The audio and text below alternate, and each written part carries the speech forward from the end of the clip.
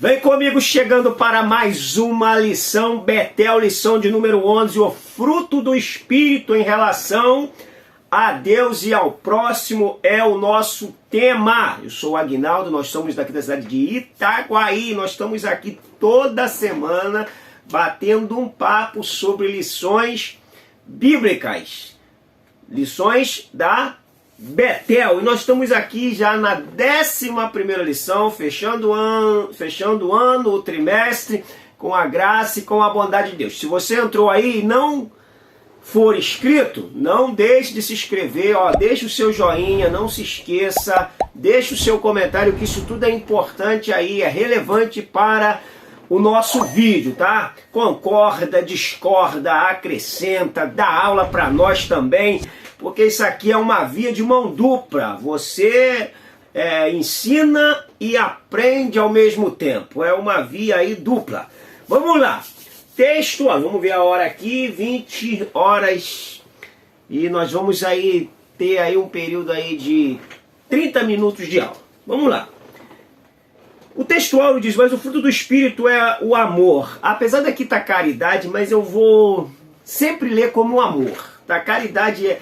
Na nossa língua, ela tomou muito a tônica de pessoas que fazem um bem. Então, uma pessoa que faz o bem é uma pessoa caridosa. E nem todo mundo que faz o bem, ele tem amor. Às vezes ele faz o bem porque ele aprendeu que quem faz o bem é recompensado por Deus, mas não ama. Então, eu vou substituir por amor, conforme a versão ARA. Essa versão aqui é a ARC. Então diz, mas o fruto do Espírito é o amor. Começa com o amor. É muito mais bonito ler amor do que ler caridade, você não acha? Vamos então. Amor, gozo, paz, longanimidade, benignidade, bondade, fé, mansidão e temperança. Gálatas 5, 22. A verdade aplicada diz que é fundamental, após a conversão, andar em espírito para vencer as inclinações da natureza pecaminosa e manifestar o fruto do Espírito no dia a dia. O texto de referência está ali baseado em Gálatas capítulo 5, versos 13, 14, 16 e 22. Vamos para a nossa introdução. Estudaremos na presente lição o mesmo Espírito que concede os dons espirituais, também quer produzir em nós as qualidades do caráter de Cristo, para que sejamos conformes à imagem de Jesus Cristo, para a glória de Deus. Tópico 1. Perdoa aí que eu estou vindo de um resfriado muito agudo. Quase que nós nem fizemos essa lição devido a esse resfriado. Vamos lá. O mesmo Espírito que aplica nos discípulos de Cristo a obra salvífica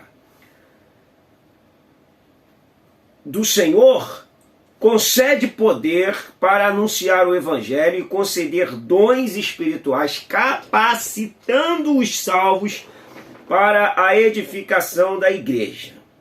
Então, Gálatas 5:22 são elementos de um mesmo fruto, como se fossem gomos de uma mesma fruta. É como se você tivesse uma tangerina, é uma fruta com 9 gomos, ou uma laranja, né? Seria uma laranja de 9 gomos.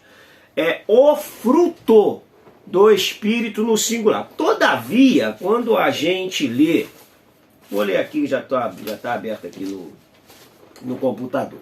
Quando a gente lê Evangelho de Mateus, capítulo 3, versículo 8, diz assim, produzam, pois, frutos que se coadunem ou que sejam dignos com a conversão. Produzir, pois, frutos dignos de justiça. Produzir, pois, frutos dignos de arrependimento. Depende da versão. Então, ó, produzam, pois, frutos dignos de arrependimento. Aqui, nesse texto de Mateus 3,8, não é fruto, é frutos. Produz frutos. Existe uma contradição de ideias entre João Batista e Paulo, a teologia do Batista com a teologia paulina, não porque os aspectos aqui são diferentes. Quando a gente lê Mateus capítulo 3, versículo 8, se a gente lê, por exemplo, Mateus 23, que Jesus está trazendo uma fala para os fariseus, ou então Lucas 3, 10 em diante, nós vamos ver que o que está falando nesses textos, está falando que quem se converte, ele deve possuir virtudes tais como a generosidade, a justiça, que são virtudes aí que vão dar evidências de alguém que vivia uma vida desregrada e agora quem olha para essa pessoa vê agora como uma pessoa padrão, correta, honesta. Então esses são frutos de justiça, que é a pessoa passar a ser misericordiosa, ser fiel, são os frutos de qual João está falando para os fariseus, que eram arrogantes, perversos, vendiam uma santidade que não tinham. Então João está paradoxalmente mandando que eles agora sim, pós arrependidos, produzissem frutos que evidenciassem uma conversão. Então, se eram desonestos, passariam a ser honestos; se eram arrogantes, passariam a ser humildes; se eram infiéis, passariam a ser fiéis, e assim, etc, etc, como frutos de justiça para a glória de Deus. Só para a gente diferenciar isso aqui, de repente pode ser até uma pergunta da sua classe em relação à sua aula. Você, professor, aguça seus alunos a questionarem a sua aula? Você promove nos seus alunos o raciocínio para que eles pensem naquilo que eles estão recebendo como ensino, ou você os vê como uma caixa onde você deposita o seu conhecimento? Crie na sua turma pessoas que pensem, que questionem o que você está falando. Isso é importante para a formação de pensadores e não uma formação de alguém que vai ser amanhã a reprodução daquilo que o professor está ensinando, tirando do aluno o poder de questionamento, o poder de raciocínio, o poder de discordar daquilo que está sendo ensinado. Vamos lá. 1:1 diz: Jesus nos escolheu para darmos frutos. Ao andar no Espírito, aponta para outro percurso e também para uma nova realidade de vida. Esta nova direção nos faz despir-nos dos velhos hábitos e assumirmos a condição de filho de Deus e darmos fruto. Jesus disse que eu vos escolhi e vos nomeei para que vardes e deis fruto, e o vosso fruto permaneça. Se a gente lê, por exemplo, João capítulo 15, versículo 16, diz assim: não foste vós que me escolhestes a mim. Pelo contrário, eu vos escolhi a vós outros e vos designei para que vades e deis fruto, e o vosso fruto permaneça, a fim de tudo quanto perdides ao Pai em meu nome, ele vô-lo conceda. Isto vos mando, que vos ameis uns aos outros. nessa vida de que nós temos que produzir frutos, é justamente essa evidência que o mundo vai ver em nós essa mudança. Então, justiça, fidelidade, honestidade, amor, são tudo evidências de alguém que tinha uma vida na contramão disso tudo e agora vive de maneira dando fruto para a glória de Deus. O que Jesus está falando aqui é que esse fruto, que essa vida de justiça seja permanente, que o seu fruto permaneça, que você constantemente produza-os, que você constantemente dê esses frutos, porque eles são, na verdade, o selo de qualidade de uma vida que se converteu verdadeiramente ao Evangelho. Vamos mostrar a nossa fé pela nossa conduta, porque o mundo procura em nós mudança. Vamos nós, 1:2 diz: o fruto do Espírito nos faz parecidos com Cristo. Então nós devemos lembrar de que o caráter e as ações de Cristo são o exemplo de santidade que Deus deseja implantar na vida do crente através da atuação do Espírito Santo. Então o caráter e as ações de Cristo são os exemplos de santidade que Deus deseja implantar na vida do crente através da atuação do Espírito. Agora, o que é andar em Espírito? Eis aí uma pergunta. Quem sabe você possa ouvir essa pergunta na sua sala de aula. O que é andar em Espírito?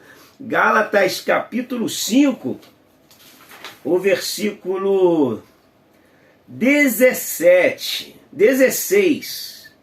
Andai em Espírito, e não cumprireis as concupiscências da carne.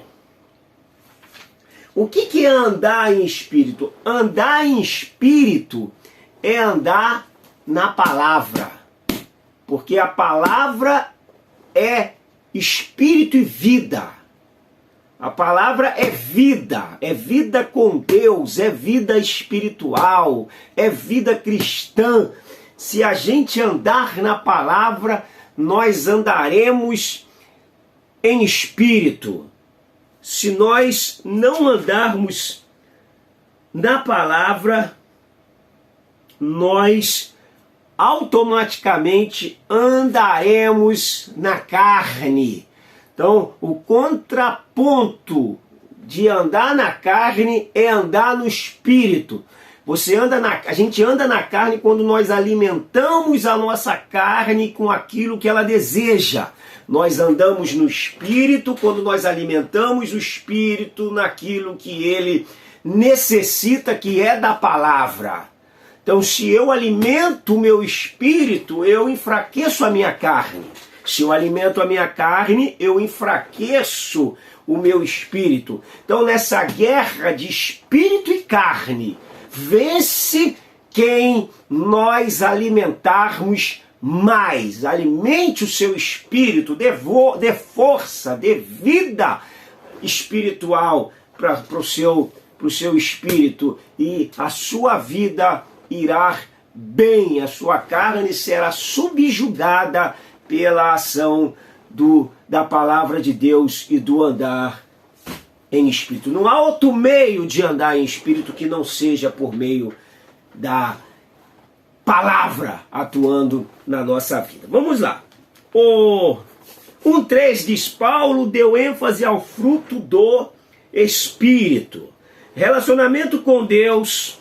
Paulo vai falar sobre o amor, o gozo, a paz, o relacionamento com os outros, a longanimidade, a benignidade e a bondade, e o relacionamento consigo mesmo, que vai falar da fé, da mansidão e da temperança. Então o autor aqui dividiu os 9 gomos do fruto em 3 seções, categoricamente: do relacionamento com Deus, do relacionamento com o próximo e do relacionamento consigo mesmo. Então vamos lá. Nosso relacionamento com Deus, nessa tríade da divisão das 9 virtudes do fruto do Espírito, a primeira é o nosso relacionamento, com Deus, composto por amor, gozo e paz. Amor, gozo e paz. Vamos lá para o amor. O amor, a maior de todas as virtudes. Se a gente pegar, por exemplo, a palavra amor no grego, tem várias formas de você falar a palavra amor com significados diferentes. Se tratando do nosso português, em relação ao grego, o nosso idioma acaba sendo pobre nesse quesito, porque nós só temos uma palavra, amor, para falar de amor em todos os seus contextos. Eu até falei isso na lição anterior, que o amor se tornou muito vulgar no nosso meio porque ele tomou outras conotações. Mas, por exemplo, no grego, se a pessoa quiser falar de amor sacrificial, amor sem interesse, a expressão é o ágape, que é o amor sacrificial. Se a gente quiser falar de amor afeição, usaríamos o termo fileo, que é o afeto, né, que vem aí a palavra filosofia, o amigo do saber, né, é a amizade mais aguda, fileu. Se nós quisermos falar, por exemplo, de amor familiar, de amor entre os componentes de uma família, a expressão é o storge, que é o amor entre família. E se a gente quiser falar de amor carnal, é o eros. Então, para a gente ver como que há uma diversidade dentro da expressão amor no grego. Mas esse amor que abre a galeria aqui do fruto é o amor sacrificial. Paulo usa a palavra ágape, que é o amor que busca o interesse do próximo, que dá valor ao próximo. Então, é o amor que dá sem esperar em troca. É importante a gente entender esse quesito desse amor, que ele não tem interesse em si. Ele tem interesse em ajudar sem esperar a recompensa. E aí então Paulo fala que ele abre essa galeria falando do amor. Então, que o autor aqui chama de cada gomo de virtude, de uma virtude. Entendemos que o amor aparece em primeiro lugar na relação das virtudes, pois nenhuma das outras virtudes do fruto do Espírito é possível sem o amor. O amor encabeça, na verdade, todos os outros gomos, porque tudo se resume no amor. O amor é a base de tudo. Se não tiver amor, nada subsiste, nada se sustenta. Então é importante, com muita categoria, Paulo inicia e abre essa galeria falando do amor. Assim podemos dizer que o amor é a maior de todas as virtudes. Lembrando que amor não é dom, amor é fruto. Se a gente volta naquele velho debate que o maior dom é o amor. Não, o amor é fruto do Espírito. Vamos lá. O segundo ele bota aí gozo. Gozo. Gozo é a alegria que emana de Deus. A palavra grega aí, cara, que traduzimos por gozo, satisfação ou alegria. É a sensação de alegria baseada no amor, na graça, nas bênçãos, nas promessas, na presença de Deus. É a alegria que emana do céu para nós. É alegria espiritual, ela independe das circunstâncias. A felicidade, ela depende das circunstâncias para você desfrutar dela. A alegria é algo que emana do céu. Quando nós estamos impregnados de Deus, quando nós estamos andando em espírito, porque o que precede a ideia do fruto é andar em espírito. Por que eu não tenho fruto? Eu não tenho fruto porque eu caminho mais na carne do que no espírito. Eu não tenho fruto porque eu muito mal pego a minha Bíblia para ler em casa. Eu não tenho fruto porque as coisas espirituais para mim, elas são secundárias e não primárias. A regra, ou glória, que abre a porta para o fruto é a meditação da palavra.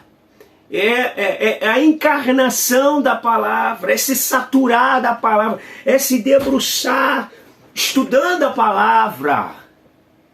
Senão nós não vamos conseguir jamais colocar isso aqui em prática. E vamos terceirizar a ideia, sempre falando, não, Jesus era Jesus. Mas Jesus mantinha uma vida de oração, Jesus mantinha uma vida de estudo, de meditação, de consagração, de jejum. E subjugava. Então, Paulo, por exemplo, em 2 Coríntios, em 1 Coríntios capítulo 9, versículo 27, Paulo disse, eu subjugo meu corpo e o reduzo à escravidão. A escravidão a Cristo, a escravidão à palavra. E aí quanto menos eu tenho de mim, mais eu tenho de Deus. O caminho é esse. Quanto menos de mim, mais de Deus. Quanto mais de mim, menos de Deus. Quem que está tendo mais espaço na nossa vida? Quem que está tendo mais lugar na nossa vida? Deus, a palavra ou nós mesmos? Porque Deus só tem lugar na minha vida na medida que a palavra tenha. A gente não adianta de ficar teimando com essas ideias, cheio de Deus, longe da palavra. O caminho que abre a porta para sermos cheios de Deus é sermos cheios da palavra dele. Não tem meio termo. Qualquer coisa fora disso é falácia, é engodô, é engano. Deleta. Aperta a tecla aí. Deleta. Vamos lá.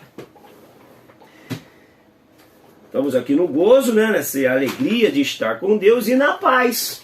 Paz, que é uma condição necessária para florescermos a união. A paz, ela vem do grego aí, eirene. Eirene, que é um eirene, é a quietude de coração e mente, baseada na convicção de que tudo vai bem entre o crente e seu Pai celestial.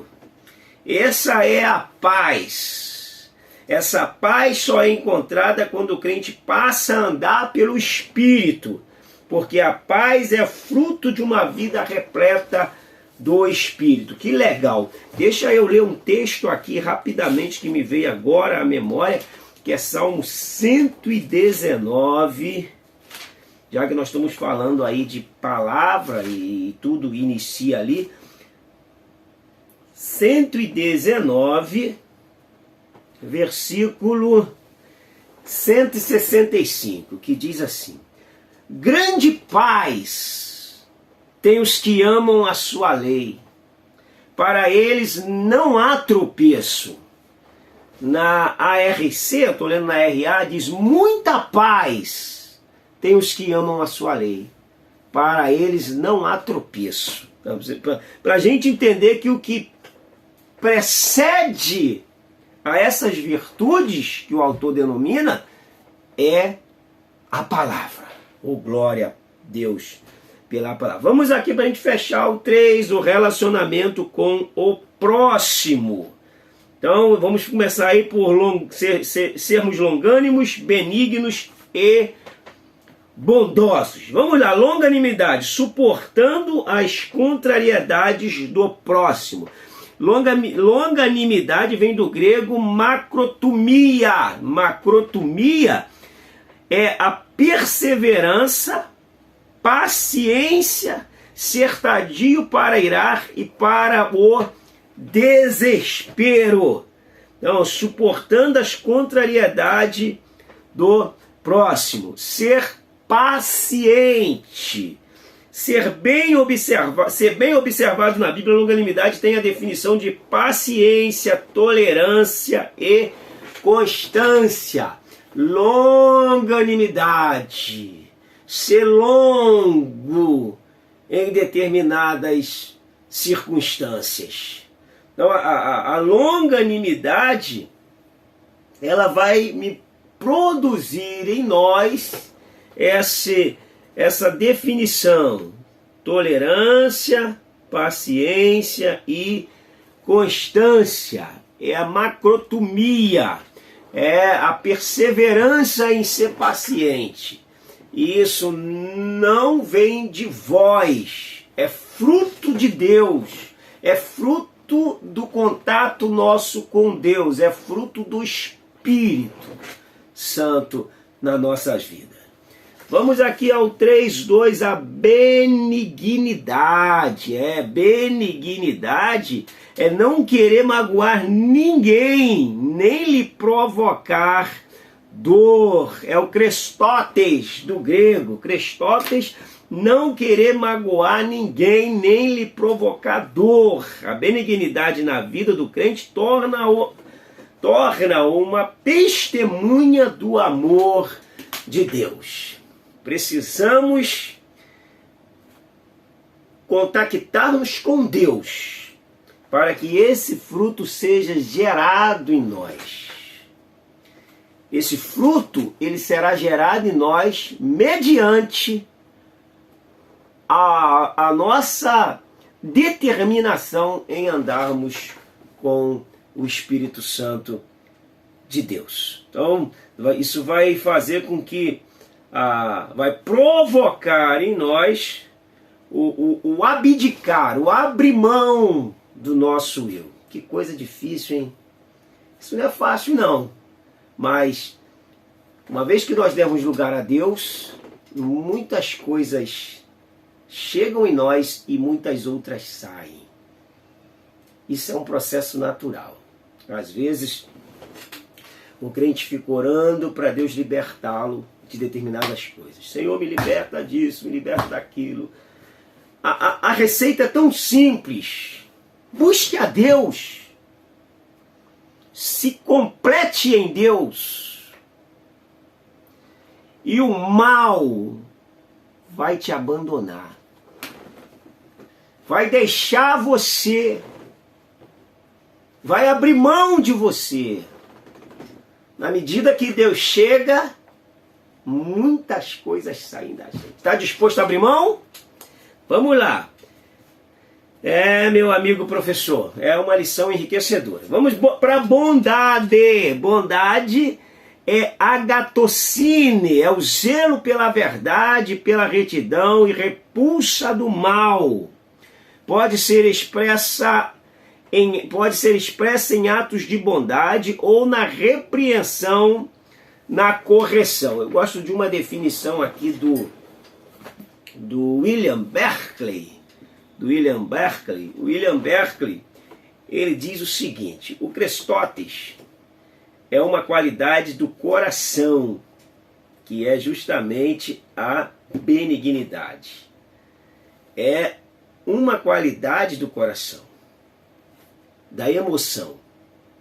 Já o agatocine, que é a bondade, é uma qualidade da conduta e ação. Então é quase que unha e carne, muita ligada um ao outro. Um envolve muito a emoção e o outro envolve a ação. Para a gente poder compreender isso aqui, porque isso também existe uma confusão de benignidade para bondade. Benigno é uma pessoa bondosa, sendo que a gente pegar na etimologia da palavra, a gente vê um pouquinho de diferença. Está muito ligado a não querer magoar, né, a não querer provocar coisas ruins na outra pessoa. Já a bondade sai da emoção para a ação, que é a agatocine, que é o zelo pela verdade, pela retidão, a repulsa pelo mal, e pode ser expressa em atos de bondade ou repreensão na correção do mal. Além de ser a bondade, o ato, a ação de fazer o bem, também é o ato de preservar pela verdade, preservar a verdade e a retidão. Olha só como que é importante a gente entender a etimologia, a raiz da palavra. Então, ó, destreza do amor. Uma coisa é desejar fazer o bem, outra é concretizá-lo. Quem possui esta virtude é uma bênção para os outros. Assim, quando somos convertidos, o Espírito Santo transforma a nossa essência má, tornando-nos pessoas boas. Afinal, esta virtude do fruto do Espírito é presenciada em nossas vidas através das ações de bondade. Que legal, nós estamos encerrando essa lição.